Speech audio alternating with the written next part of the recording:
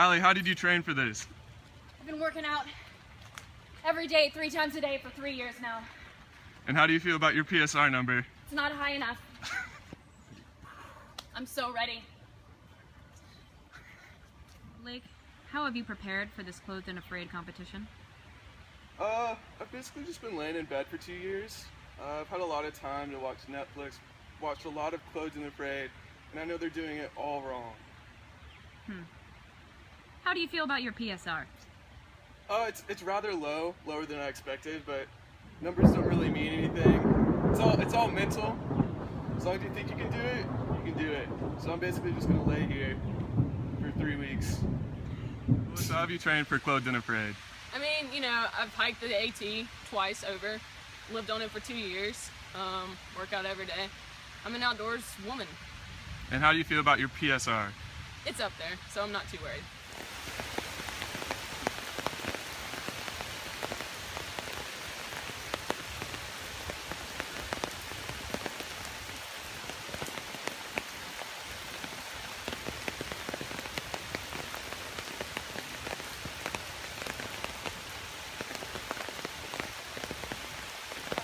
How do you feel about things so far?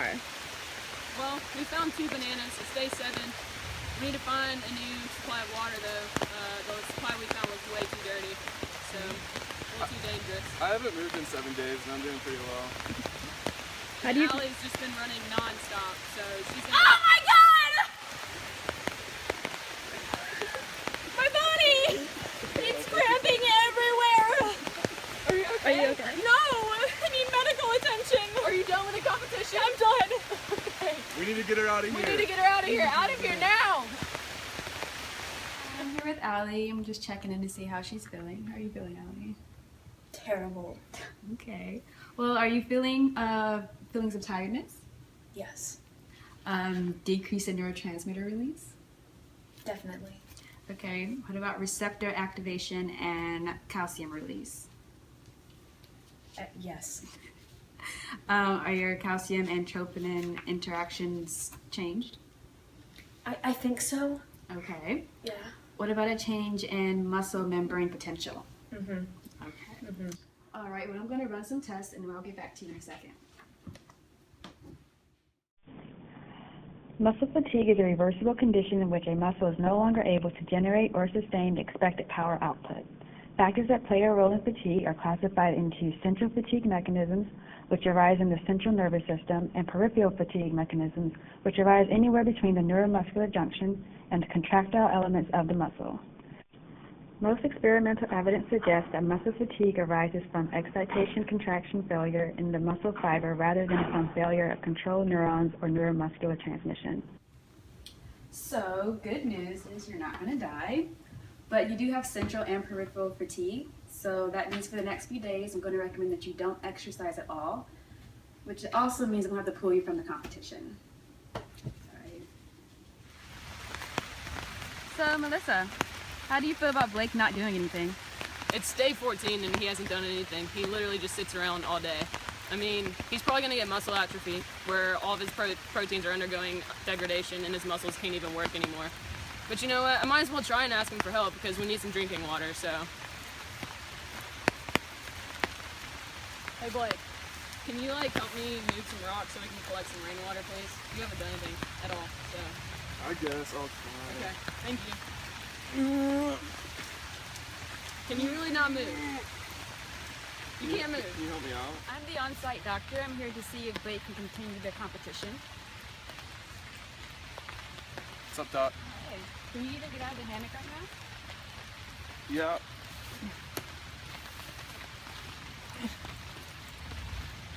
Okay, you're really struggling. Hold my hand and try to squeeze as hard as you can. That's pretty weak. So we're going to have you exit the competition because you're experiencing muscle atrophy. Now we're going to go check on Blake. Hi Blake, how you doing? Blake?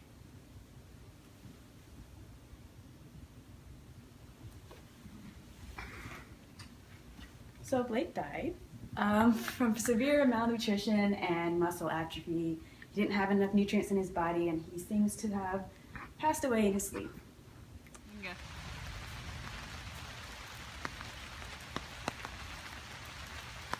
Ow!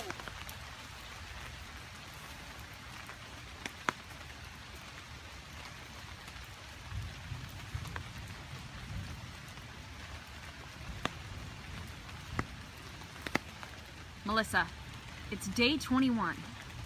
You're almost there. How are you feeling? I'm not feeling too well. I think I have a fever and the lack of food is just not helping, and I think my cut got infected that I cut on that piece of metal. And we're just not feeling well.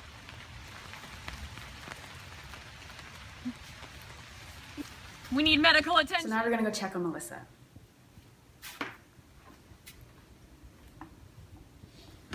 Okay, well, judging by the cut and other symptoms, we're going to assume this is tetanus, but we're going to do a few more tests to make sure.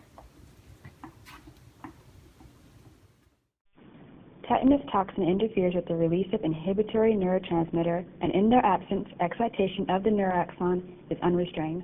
The result is a muscle spasm. Death usually results from interference with the mechanics of respiration. Okay, so good news is you won the competition, but the bad news is you have tetanus, and if we don't give some heavy treatment within 2 days, you might die.